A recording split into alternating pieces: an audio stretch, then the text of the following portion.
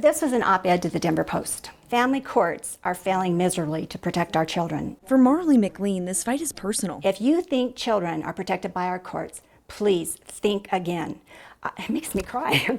I have been speaking and writing about this crime for over 30 years. A domestic violence expert, McLean's journey started after she says Colorado's courts failed to protect her child. The more I fought in the system, the more time she got with her father. What did you think when you heard about Ty's story? All I could think of is that mother's anguish and the pain of the death of her child when she knew what was happening and begged the courts to help her. 10-year-old Ty Tesorero was murdered at the hands of his own father, 8 hours after Anthony Tesorero, a known domestic abuser, learned he was likely going to lose custody.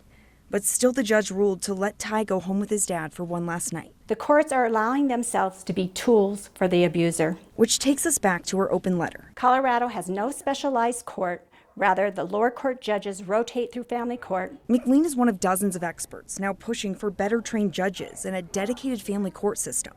She believes a judge with more training on domestic violence would have made a difference in Ty's case. We need to have judges trained in domestic violence, child abuse, child sexual abuse.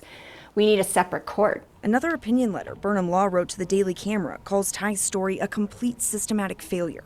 They go on to say, "We are family law attorneys with decades of experience. Our conclusion, and the consensus of our peers, is that families need, a dedicated family law court." And hopefully Governor Polis will take a hold of it and say, okay, enough. McLean also says the system needs to make child safety a priority. She's calling on the legislature to fix Colorado's flawed system and make changes to the law that force judges to protect children before they're hurt, not after, when it's often too late. The children, I don't think are mattering. That's what I see. I don't see the children being protected.